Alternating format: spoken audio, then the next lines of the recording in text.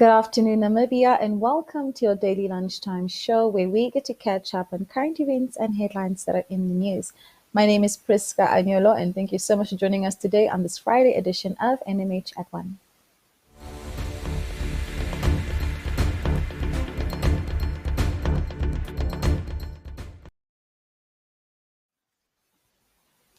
A video clip is making its rounds on social media depicting dozens of COVID-19 victims' corpses. We will not confront you with that unpleasant sight. It could be regarded as bad taste when an employee goes and takes such and films such kind of videos. The bodies have been piled up in a cooling facility, apparently without much respect.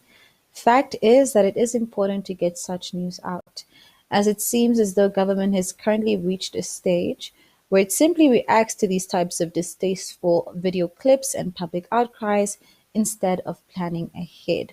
So it seems as though the Ministry of Health and Social Services is now putting in place a freezer container in order to freeze these corpses and thus ensure that no further diseases are the result of this new health hazard. Fact is also that media has on many, and we reiterate many occasions, reported about the fact that Windhoek's incinerators are not working. As seems normal by now, government has invariably waved off such reports. This is the time when we urgently need such incinerators solutions, but once again, our government has failed us. These facts need to be faced for once. Sticking to the COVID-19 topic, we move on to our monitor for today. And in today's COVID-19 monitor, we report that Namibia by Tuesday recorded more than 90,000 cases in total since the pandemic started, and the country recorded 1,556 deaths due to the pandemic. The overall recovery rate stood at 74%.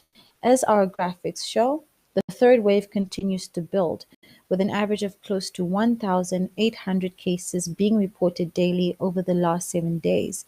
This is about 4 times the rate at the peak of the second wave. Out of the 35 health districts in the country, 19 reported an average of 20 or more cases per day by Tuesday. The daily average for Katima Mulilo dropped below 20, but averages in Enana, Onanjokwe, Grootfontein, and Karasburg increased to more than 20 a day. Swakopmund and Gobabis were only one short of triple digits. Continued spikes were also experienced in the districts of Utapi, Tsumeb, Okanja, and Walvis Bay. Earlier this week, the number of new vaccinations per day dropped to about 1,500 due to a shortage of vaccines. This is half of the average of 3,000 people daily receiving their first dose of protection during mid-June. Once again, do make sure that you keep yourself and your family safe by keeping your distance and to look after yourself by remaining safe and healthy. Let's go for a quick ad break and we'll be right back to introduce the video segments for today.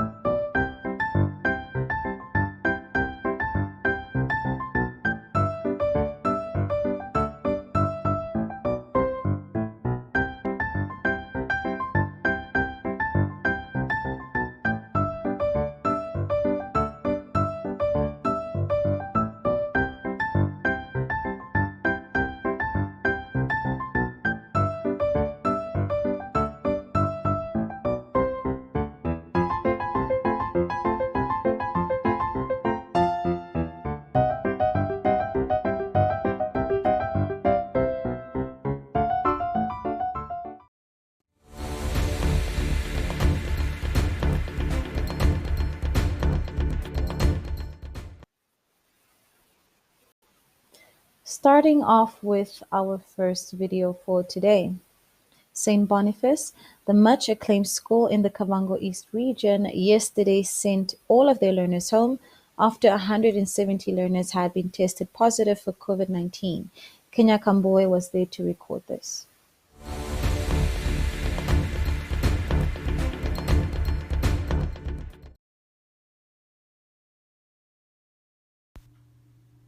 St. Bonaface College in the Kavango East region yesterday released learners from the school, a week after Namibian Sun reported on how the school was affected by the COVID-19 pandemic. Over 170 learners at the school had tested positive by then. When approached for comment, Principal Rosalind Sebastian told NMH at 1 that the situation is under control and no learner nor teacher is showing signs or symptoms of the virus at the moment. Meanwhile, the region has lost 4 teachers and 1 non-teaching staff member to the disease. This was confirmed by Kavango East Education Director Fanyo Kapaperu, who last week told the newspaper that 7 schools in the region, including St. Boniface, have suspended face-to-face teaching and learning due to the high number of positive cases. The 6 other schools are Rukongo Vision School, Noordgrens Combined School, Rundu Junior Primary, Andreas Kanjimi Primary, Sarasungu Combined, and Sarasungu Junior Primary School.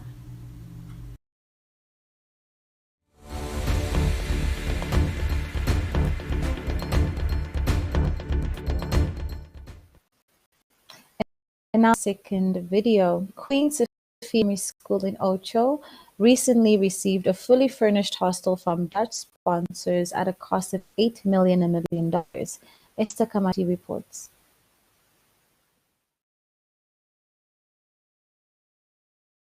A farm school known as Queen Sofia, located 75 kilometers outside Ocho on your way to Otavi, last week became the recipient of a brand new hostel block valued at over 8 million Namibian dollars.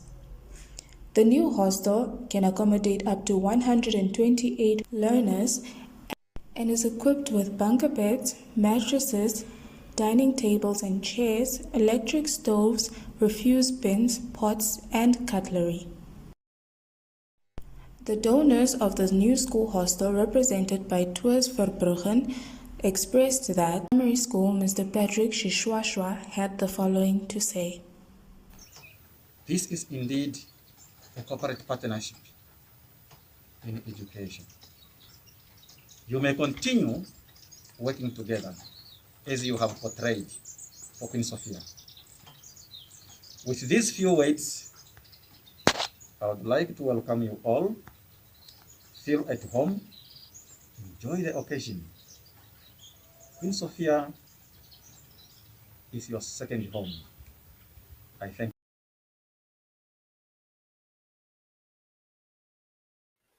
you. And now for our third video. In our final clip of today, we show some behind the scenes footage from a local hospital. Do take a look.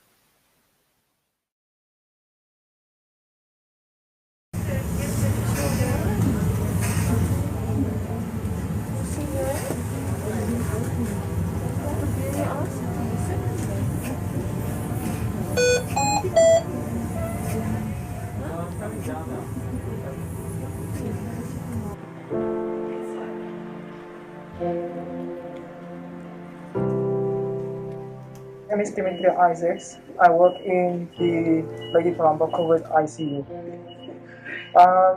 Here on a daily basis, we perceive a lot of things. You find patients on ventilators struggling to get that bit of air. Saturations of some patients cope. With others, although the saturations seem to be 99 and all that, the patient still tends to struggle, feeling they can't breathe, which in turn becomes agonizing for us nurses because you're there giving your best, trying to save this patient's life. Yet, in vain, all you do does not work out. In the beginning, we heard it all that it was mostly people with comorbidities that were mostly at risk of this COVID-19. But now I must say it's no more that case. It's affecting everybody. Everybody is now affected. So it doesn't matter what age category that you are or whether you have comorbidities or not. It's now affecting all of us. It's affecting the entire nation.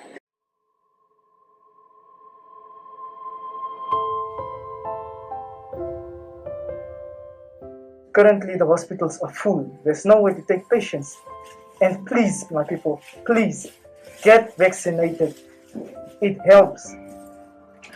And most importantly, please go and vaccinate. That is the most important message that I can say. Because once you get vaccinated, at least your chances of you getting more sick is reduced. You might get sick, but you might not need to end up on a ventilator or some sort. So it's much better with the vaccination. So ek het geprobeer oor die damarana maar vir hulle vertel in damarataal dat hulle moet vaksin kom vat want ons is nou onze oxygen ons het 'n probleem met oxygen en almal wat nie vaksin vat nie sukkel om oxygen te kry. So in die hospitale is baie vol. Al het jy die beste medical aid, jy kan nie by die beste hospitaal uitkom nie. So ons almal moet opstaan en vaksin gaan vat.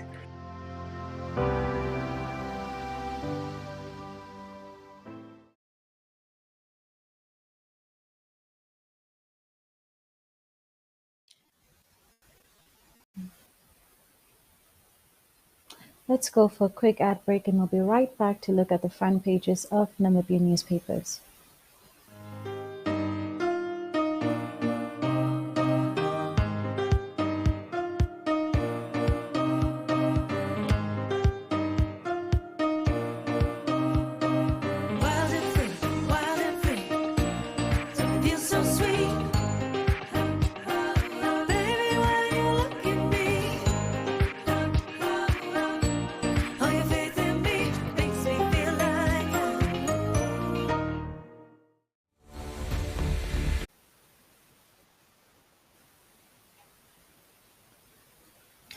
And now we look at the front pages of different Namibian newspapers today. On its page 1, the Allgemeine Zeitung leads with an update about the long disputed land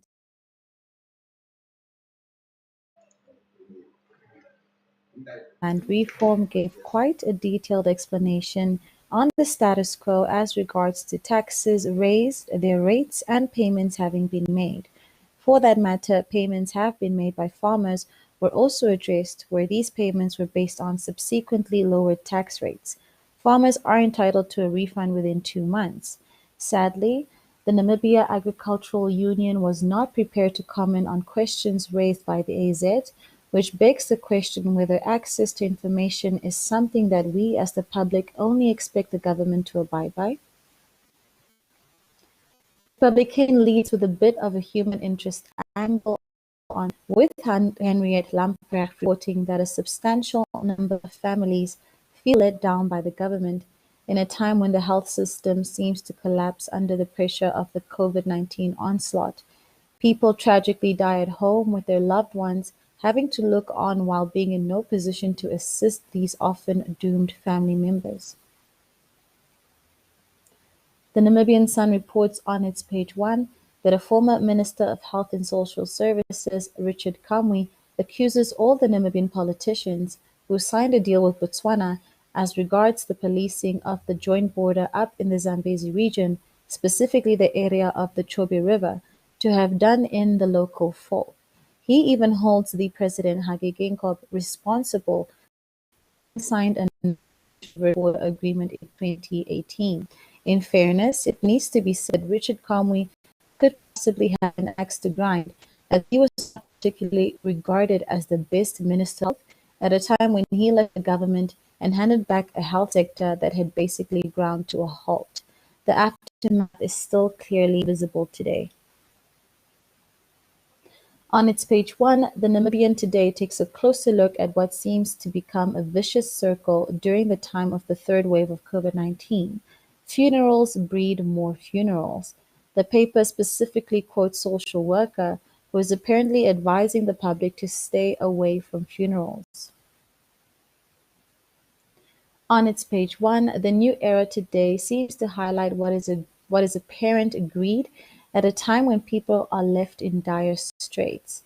It would seem as though it is not enough to keep charging exorbitant medical rates to the living. Now, a couple of funeral parlors seem to also grab opportunity and charge hugely inflated prices for burials. It does seem, though, that these costs sometimes simply catch up with families who have more than just one funeral for which they need to pay.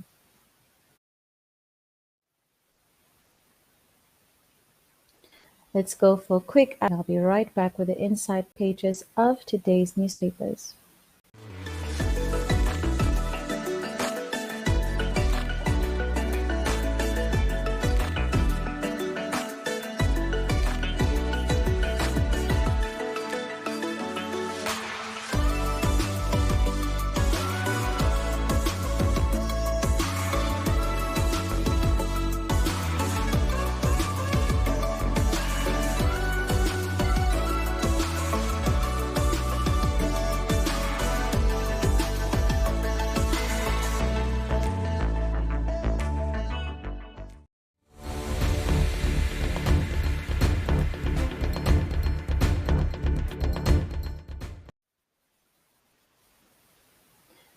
And now moving on to the inside pages of our country's newspapers, where you'll be able to read up on the following.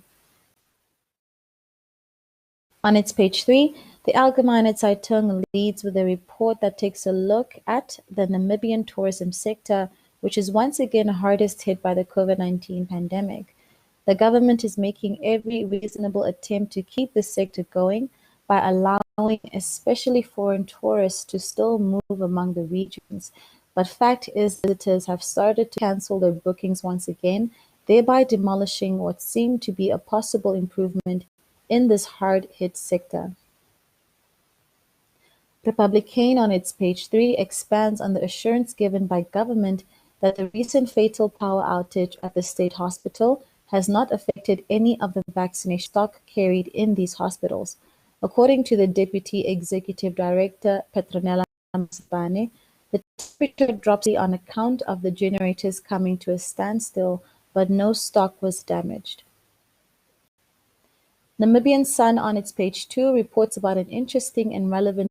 The New Era on its page 3 brings us another human interest story, with the University of Namibia, UNAM, having staged a so-called drive-through, thus honoring the victims of the COVID-19 pandemic. This seems to be a new trend instead of coming together for a service. In all three NMH publications today, we bring you the Market Watch insert and the Career Hub. Today's Market Watch leads with an analysis of the economic contributors that brought about inflationary pressures as food and housing at a rate of 2.8% during the first quarter of 2020. The sector reflects an increase which differs from the overall decline in domestic product. The Career Hub brings us an interesting insight into the career of Wendelin Kausiona, who is the owner of Wendy's Creations and Events. According to the title of the article, Wendy is the fairy godmother of Namibian weddings. Take a look if you are due to get married in the near future, or if this is a career option that you would like to explore. And on that note, we'll go for a quick ad break and we'll be right back to say goodbye to the nation.